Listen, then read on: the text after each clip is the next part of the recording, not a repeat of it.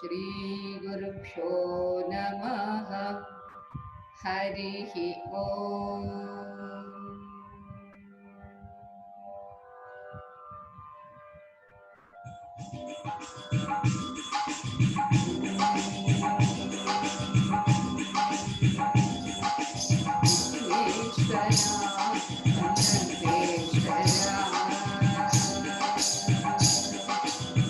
विघ्नेश्वरा वल्लभेश्वरा, विघ्नेश्वरा वल्लभेश्वरा,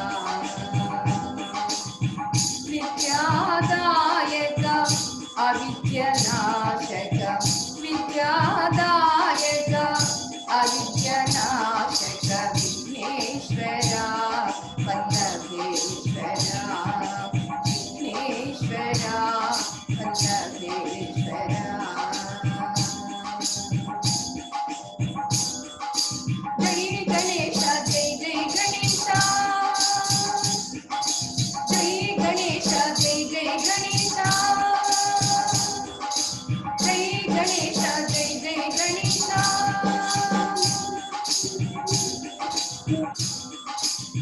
प्रणवाकारक प्रपंच रूपक,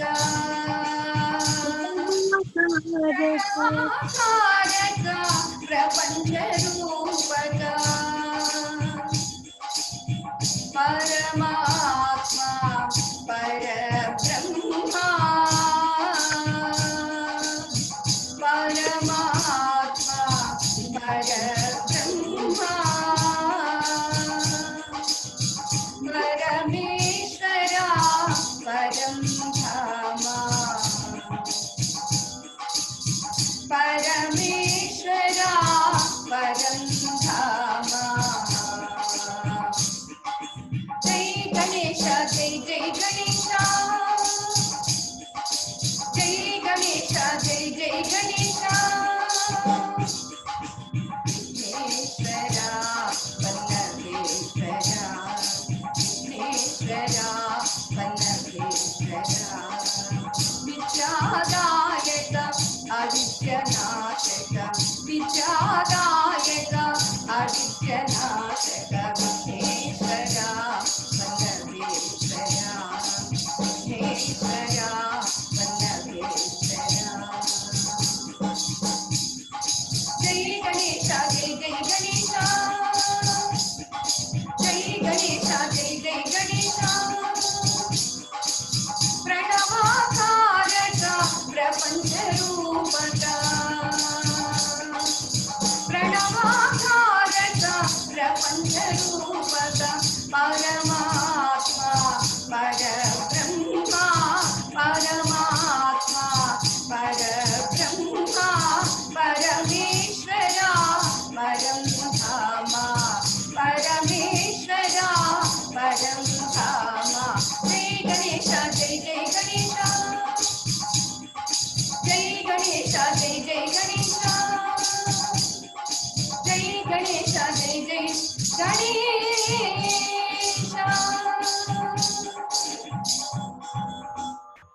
विघ्नेश्वरा वल्लभेश्वरा,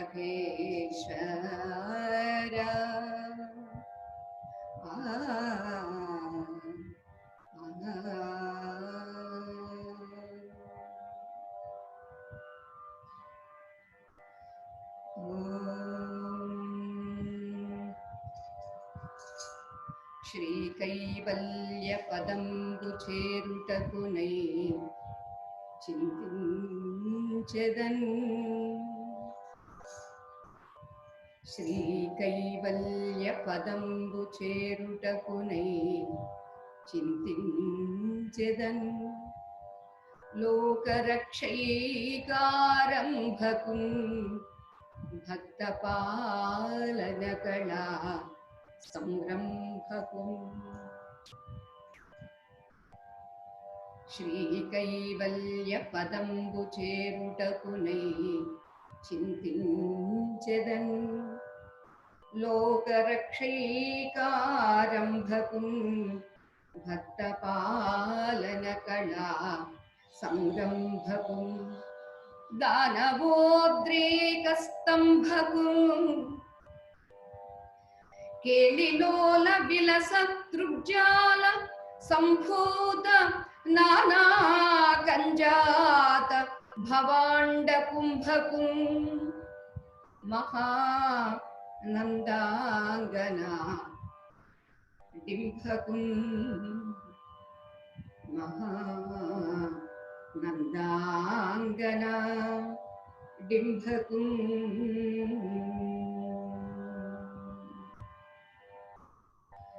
క్షోణితలంబునెన్నుదురు సోకగ మృక్కిను తింతు సైగత శ్రోణికి చంచరీక చెయ్య సుందరవేణికి రక్షితామర శ్రేణికి తోయజాత భవ చిత్త వశీకరణైక వాణికి నక్షదామ శుకవారిజ పుస్తకరమ్య పాణికి శుకవారిజ పుస్తకరమ్య పాణికి అమ్మలగన్నయమ్మ ముగురమ్మల మూలపుటమ్మ అమ్మలగన్నయమ్మ ముగురమ్మల మూలపుటమ్మ చాలా పెద్దమ్మ సురారులమ్మ కడుపారడి కుచినయమ్మ కన్నులో నమ్మిన వేల్పుటమ్మల మనమ్ముల నుండెడియమ్మ దుర్గమాయమ్మ దుర్గమాయమ్మ కృపాబ్ధి ఇచ్చుత మహత్వ కవిత్వ పటుత్వ సంపదల్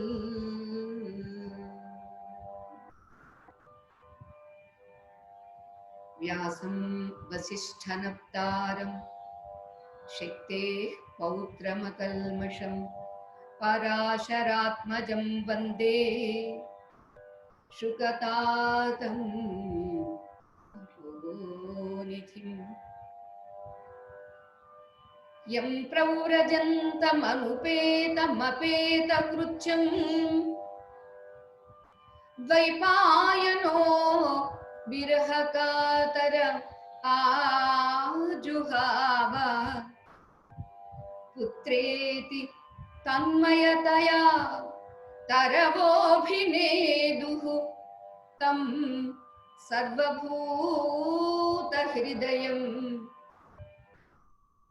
మునిమానతోస్మి తం సర్వభూతహృదయం మునిమానతోస్మి. ప్రియ దివ్యాత్మ స్వరూపులారా, మీ అందరికీ శ్రీకృష్ణ జన్మాష్టమి సందర్భంగా శ్రీమద్ భాగవతం సచ్చిదానంద స్వరూపుడైనటువంటి శ్రీకృష్ణ పరమాత్మ యొక్క జన్మ ఆవిర్భావ ఘట్టం బాలలీలను శ్రవణం చేయడానికి స్వాగతం. మీ అందరికీ జయ రాధేశ్యాం. ఎందుకంటే భాగవతంబు తెలిసి పలుకుట కష్టంబు, శూలికైన తమ్మి చూలికైన విబుధ జనుల వలన విన్నంత కన్నంత తెలియవచ్చినంత తేటపరుతూ అన్న పోతనామాచుల వారికి కూడా మా ప్రణామములు. భాగవతము తెలిసి పలకడం చాలా కష్టం అన్నారు. అంటే తెలిసి పలకడం అంటే తెలియకుండా పలకడం ఉంటుందా అని అంటే, తెలిసినప్పుడు మనస్సు అమనస్కం అవుతుంది. అంచేత మనస్సు అక్కడ ఆగిపోతే ఏ ఇంద్రియం పనిచేస్తుంది? సచ్చిదానంద రూపాయ శ్రీమద్ భాగవత వ్యాస సంస్కృత భాగవతంలో మొట్టమొదట స్వామిని ఇలా కీర్తిస్తారండి. సచ్చిదానంద రూపాయ విశ్వోత్పత్యాది హేతవే తాపత్రయ వినాశాయ శ్రీకృష్ణాయ వయం నమః. అతడు ఎవరు? సచ్చిదానంద స్వరూపుడు. మన శరీరం లాగా పంచభూతాలు సప్తధాతువులు ఉన్నటువంటిది కాదు. అక్కడ ఉన్నటువంటిది ఘనీభవించిన సత్తు చిత్తు ఆనందం. అలాంటి వాడు ఎందుకు వచ్చాడండి భూమి మీదకి? విశ్వమును సృజించాలని, సృజించిన ఈ విశ్వాన్ని పోషించాలని, పోషిస్తూ ఉన్నటువంటి ఈ విశ్వాన్ని మరలా తిరిగి తనలో లయం చేసుకోవాలనే కారణంగా వచ్చాడు. అంతేనండి, ఇంకేమీ లాభం లేదా? ఇంకేమీ ప్రయోజనం లేదా? విశ్వంలో ఉన్నటువంటి వాళ్ళకి ఏమీ పర్పస్ లేదా అని అంటే, ఓ ఎందుకు లేదు? పుట్టిన వాడికి 3 పట్టి పీడిస్తూ ఉన్నది. ఏమిటవి? తాపత్రయములు. ఆది ఆత్మిక తాపము, ఆది భౌతిక తాపము, ఆది దైవిక తాపము. తాపత్రయాభీల దావాగ్నులారునే విష్ణు సేవామృత వృష్టి లేక అని అంటాడు ప్రహ్లాద స్వామి. ఈ తాపత్రయములు అనేటటువంటివి ఆభీల దావాగ్నులండి. ఇవి చల్లారని దావాగ్నులట. మరి చల్లారనివి అంటున్నారు, దీనికి ఏమీ ఉపాయం లేదా అంటే ఉంది. భగవంతుని యొక్క సేవ అనేటటువంటి అమృత వృష్టితో మాత్రమే ఇవి చల్లారుతాయి.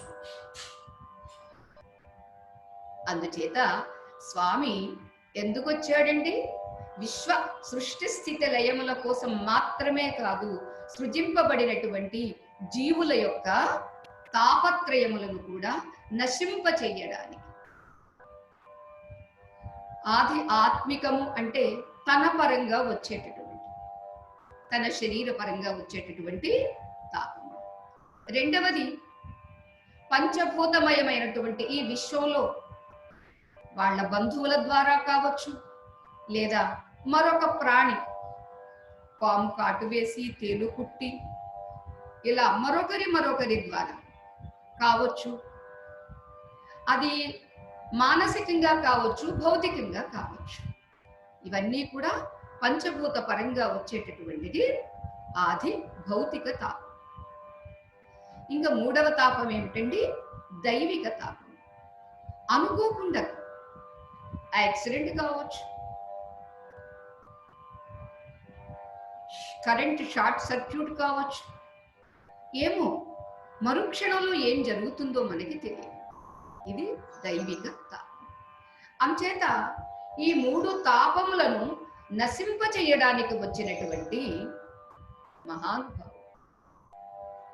అటువంటి ఆ పరమాత్మ గురించి ఒక్కసారి చెబుతూ ఉండగా మనస్సు అక్కడ ఆగిపోయిందనుకోండి, ఎలా పలకగలరు? అందుచేత తెలిసి పలుకుట కష్టంబు. ఎవరికి కష్టము?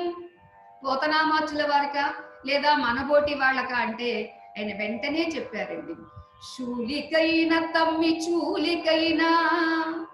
శూలి త్రిశూలాన్ని పట్టినటువంటి శివుడికైనా కూడా చెప్పడం కష్టమేనట. తమ్మి చూలి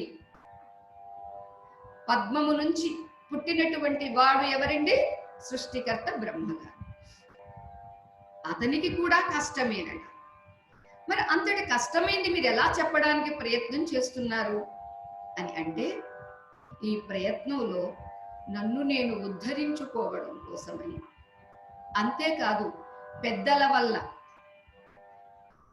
తెలియవచ్చినంత, విన్నంత, కన్నంత, నాకు ఆ వినడంలో కనడంలో శబ్దానికి ఎంత తాహత్తు ఉంది అంటే, కృష్ణ అని శబ్దం మనం విన్నామనుకోండి, అక్కడ ఆ శబ్దం మనకి ఎవరిని చూపిస్తుందండి? కృష్ణుని చూపిస్తుందా, కంసుని చూపిస్తుందా? కొంతమంది కంసుని కూడా చూపించింది అంటే నిజంగా జోహార్, చాలా గొప్పవాడు. అంటే కంసుడి మీదే వాళ్ళ మనస్సు ఉందన్నమాట, శబ్దం మీద లేదు. కృష్ణ అనే శబ్దము ఆ సురుచిర సుందర, ఆ మంగళ మోహన రూపం మనకి దర్శనమిస్తుంది. అందుచేత విన్నంత కన్నంత, విన్నటువంటి ఆ శబ్దము కళ్ళ ముందు ఆ రూపాన్ని కనిపింపచేస్తుంది. ఇక మనస్సులో బుద్ధిలో తెలియవచ్చినంత, ఆ కృష్ణుడు అంటే మనలాంటి మాంసమయ శరీరం కాదు, అది చిన్మయ శరీరం. మృణ్మయం కాదు సుమ, అంటే మట్టిమయం కాదు సుమ, అది చిన్మయం అని గుర్తించడానికి చెప్పారు. అలానే మనం కూడా ఇవాళ తెలియవచ్చినంత, పెద్దల వల్ల విన్నంత, అది మిమ్మల్ని ముందు పెట్టుకొని మీలో ఉన్నటువంటి స్వామిని దర్శిస్తూ ఆ స్వామి లీలలు ఆ స్వామికి నివేదిస్తూ మనం ప్రారంభం చేసుకుంటున్నాం. ఎందుకంటే ఇది భాగవత పురాణం, దీనికి జయ జయ ధ్వనులతో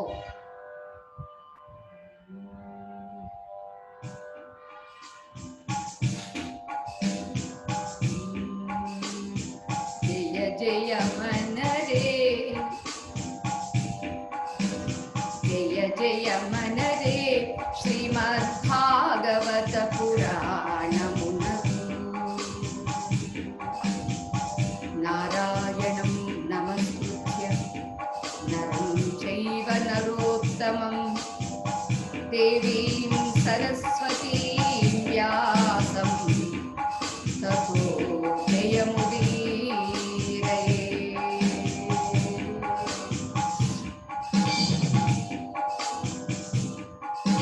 జయ జయ మనరే శ్రీమద్భాగవత పురాణమునకు.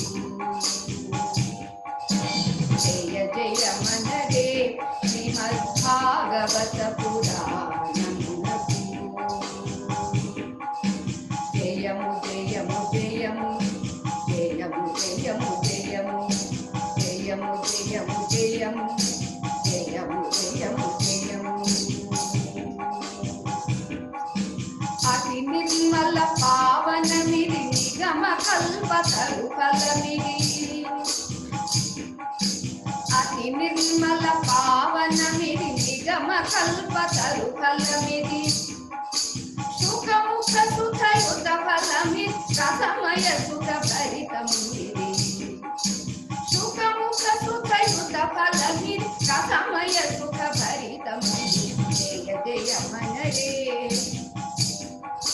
జయ జయ మనరే శ్రీమద్భాగవత పురాణమునకు. జయము జయము జయము జయము జయము జయము జయము జయము జయము జయము జయము జయము. జనన మరణ భయహరణము సకల వికల కలిహరణము. జనన మరణ భయహరణం సకల వికల కలిహరణము. విషయ విష వినాశనము విమల మనోవికాసనము. విషయ విష వికాసనము, విషయ విష వినాశనము విమల మనోవికాసనము. జయ జయ మనరే శ్రీమద్భాగవత పురాణమునకు. జయ జయ మనరే శ్రీమద్భాగవత పురాణమునకు. జయము జయము జయము జయము జయము జయము జయము జయము జయము జయము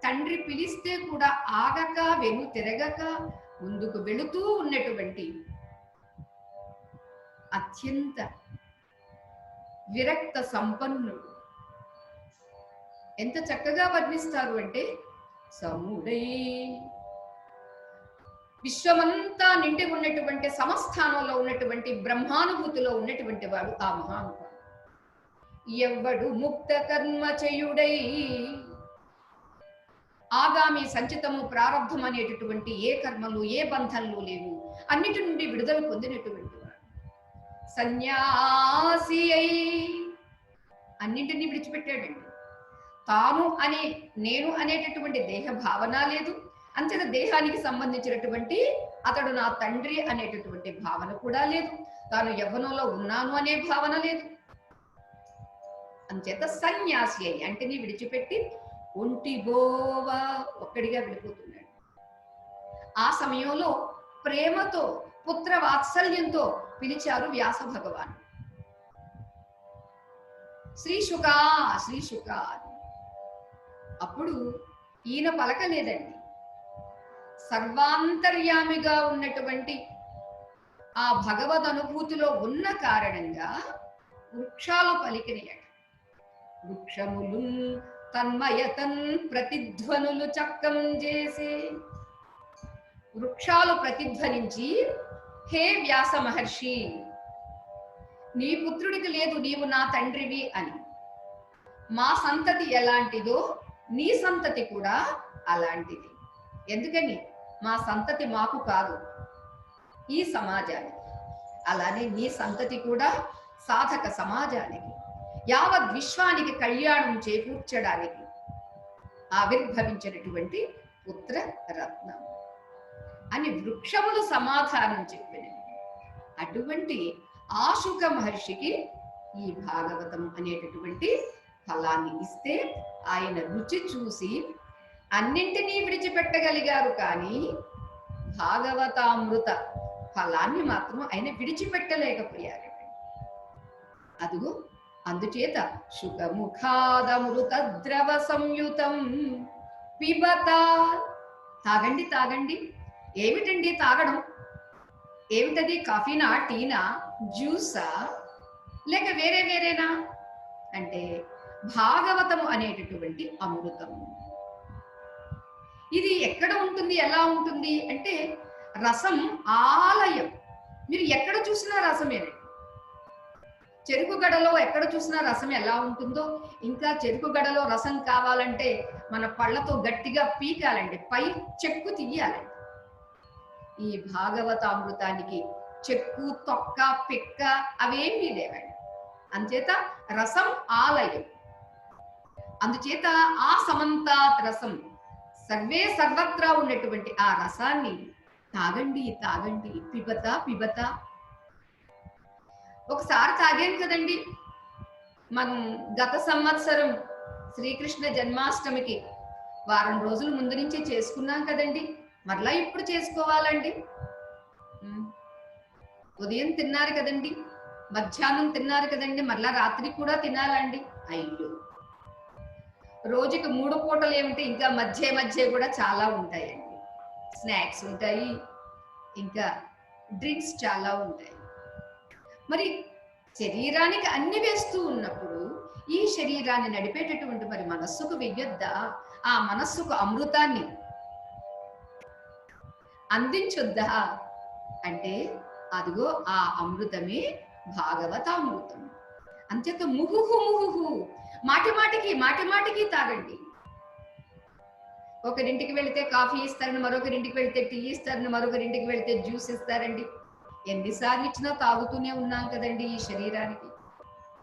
మరి ఈ మనస్సుకు తాగించవద్దు. అంచేత ముహుహు ముహుహు, మాటికి తాగండి. ఎవరు? మీరు భాగవత రసికులైతే తాగండి, భగవద్భక్త రసికత్వం ఉంటే తాగండి, భావుకత ఉంటే తాగండి అని ఒక సవాల్ విసిరారండి. మరి మనకి ఆ రసికత, ఆ భావుకత భాగవతంలో ఉందా లేదా అని మనం చూసుకుంటే ఎన్నిసార్లు విన్నా, ఎన్నిసార్లు చదివినా ఎప్పటికప్పుడు కొత్తదనం ఏమిటండి? ఇది పాతది అనిపించదండి. అదే దీని యొక్క గొప్పతనం. ఇక్కడ దశమ స్కంధంలో అడుగుతూ ఉన్నారు శ్రీ శుక మహర్షిని పరీక్షణ్ చక్రవర్తి. శ్రీకంఠ చాప ఖండన పాకారి ప్రముఖ వినుత భండన విలసత్ కాకుత్స్థ వంశ మండన రాగేందు యశో విశాల రామనృపాల అని తన ఇష్టదైవమైనటువంటి రామచంద్రుని ప్రార్థించి ప్రతిస్కంధము ప్రారంభిస్తారండి మన పోతనామాచుల వారు. శివధనస్సును విరిచినటువంటి మొనగాడిని రామచంద్ర, ఇంద్రుడు మొదలైనటువంటి దేవతలు సైతం కీర్తించేలా యుద్ధం చేసినటువంటి గొప్ప వినుకాడిని, వీరుడి, ప్రసిద్ధమైనటువంటి కాకుత్స్థ వంశానికి అలంకారంగా ఉన్నటువంటి వాడు. ఇక్ష్వాకు కుల తిలక అని కీర్తిస్తారు మన రామదాస స్వామి.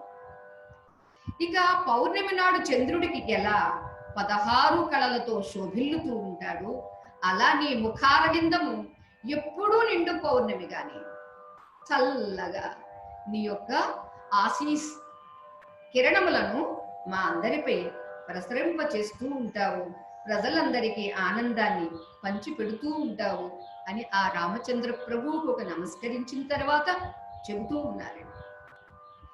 నిఖిల పురాణములను చక్కగా వ్యాఖ్యానం చేసేటటువంటి సమర్థుడైనటువంటి సూత మహర్షిని సౌనకాది మునీంద్రుడు ప్రార్థిస్తూ ఉన్నారు. ఇంకా ఆ తర్వాత ఏం జరిగింది, పరీక్షణ్ చక్రవర్తి ఏం అడిగాడు, శ్రీ శుక మహర్షి ఏం చెప్పారు అని అడిగితే పరీక్షణ్ చక్రవర్తి చెప్తారు. నవమ స్కంధం వరకు ఒక చంద్రుడి యొక్క వంశం గురించి, సూర్య వంశం గురించి కూడా చాలా చెప్పారు. వారి కులము, ఆ కులాల్లో ఆవిర్భవించినటువంటి రాజుల యొక్క ప్రవర్తన అవన్నీ మాకు వినిపించారు. ఇక ఆ తర్వాత ఇప్పుడు నేను ప్రశ్నిస్తున్నాను మహర్షి అని అంటూ, శీలము కలయదు కులమున ఎలా పుట్టెను, మహాత్ముడు ఈశుండు విష్ణుండు ఏ లీల మెలగే, ఏ వేళల ఏమేమి చేసే వివరింపుతగన్ అని శ్రీకృష్ణ పరమాత్మ గురించి అడుగుతున్నారు. మొన్న మనం చెప్పుకున్నాము సందర్భవశాత్తు దత్తాత్రేయ స్వామి 24 గురువుల దగ్గర యదు మహారాజుకి అవధూత సంవాదం. అంచేత శీలము కలిగినటువంటి యదువంశంలో మన స్వామి ఆవిర్భవించాడు. ఎందుకు అక్కడ ఆవిర్భవించాలి అంటే వ్యక్తికి కావలసింది శీలమే కానీ సంపద కాదు. అందుచేత ఆ శీలము కలిగినటువంటి యదుకులంలో పుట్టి ఏమేమి చేశారు, ఎలా ప్రవర్తించారు, ఎలా ఈ భూమిపై ఏ ఏ లీలలు చేశారు చెప్పండి చెప్పండి అని అంటూ, భవములకు మందు మీరు చెప్పేటటువంటిది ఇది ఉందే, భవరోగానికి మందండి. అందున మనం ఇప్పుడు ఈ కరోనా మహమ్మారి భయంతో ఉన్నాం కదండి, మరి ఆ భయాన్ని పోగొట్టేటటువంటి మందు కూడా ఇదే. భవములకు మందు చిత్త శ్రవణానందము, ముముక్షు జనపదము హరిస్తవము, పశుఘ్నుడు తక్కను చెవులకు తని వయ్యన నెడి చెరటి యుగలడే.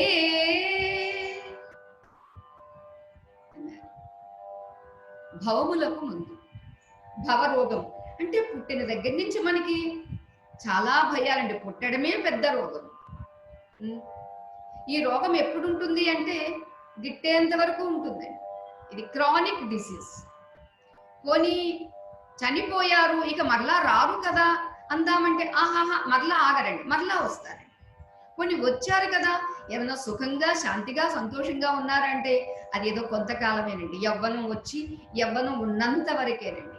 ఆ యవ్వనం దాటిన దగ్గర నుంచి ఇక మొదలు బాధలన్నీ అంటే ఉంటాయి. అది వరకు ఉన్న వాటిని తన తెలివితేటలతో తన జవత్వంతో తన యవ్వనంతో వాటిని పరిష్కరించుకోగలను అనేటటువంటి ఒక బుద్ధి నిశ్చయం ఉంటుంది. అందుచేత వాటి వల్ల అంతగా బాధపడరండి. ఎప్పుడైతే వార్ధక్యంలోకి అడుగు పెట్టాడో ఇక అప్పుడు తన వాళ్ళెవరూ తన మాట వినరు, తనకై తాను ఏమీ చేసుకోలేడు. అందుచేత అటువంటి అతడికి బాధ ఏమిటి అంటే అంతా ఇంత కాదు, వృద్ధస్థావతు చింతాసక్త. అందుచేత ఈ భవము అనేటటువంటిదే ఒక పెద్ద రోగం. అటువంటి భవరోగానికి మందు భగవన్నామం, భగవంతుని లీలా కథామృతం. అంచేత చెప్పండి చెప్పండి. అంతేకాదు ఇది వినడానికి ఏమైనా కష్టంగా ఉంటుందా, అంత ఇంట్రెస్ట్ లేకుండా ఉంటుందా అంటే చిత్త శ్రవణానందం. వినడానికి చాలా బాగుంటుంది.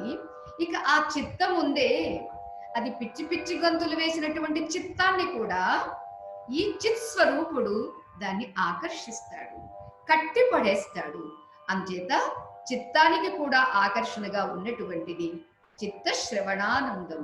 ముముక్షు జన పదము, మోక్తుమిచ్చువు, విడుదల కావాలి విడుదల కావాలి అనేటటువంటి సాధకులు, ఆధ్యాత్మిక మార్గంలో వెళ్ళేటటువంటి వాళ్ళంతా కూడా దీన్నే అవలంబిస్తూ ఉన్నటువంటి వాళ్ళు. ముముక్షు జనపదం హరిస్తవం, అటువంటి ఆ హరిస్తవాన్ని మాకు చెప్పండి చెప్పండి. ఇది వద్దు అని ఎవరంటారు? పశుఘ్నుడు తక్క. అంటే పశుఘ్నుడు అంటే పశువులు డైరెక్ట్ గా ఎవరు తినరండి. పశు మాంసాన్ని తింటారుగా, పంది మాంసాన్ని తింటారు, మేక మాంసాన్ని తింటారు, కోడి మాంసాన్ని తింటారు. అంటే జీవుల్ని చంపి ఎవడో ఒకడు విక్రయం చేస్తుంటే దాన్ని కొనుక్కుని తిన్నటువంటి వాడికి కూడా ఆ ప్రభావం ఉంటుంది, ఆ పాపము భాగస్వామ్యం ఉంటుంది. అందుచేత అటువంటి వాడికి అస్తమాను భాగవతం ఏముందండి, అది మనం ఇప్పుడు వద్దులేండి అని అంటాడట. మరలా మనం 2 నిమిషాల్లో కలుగుతాం. జయరాధ.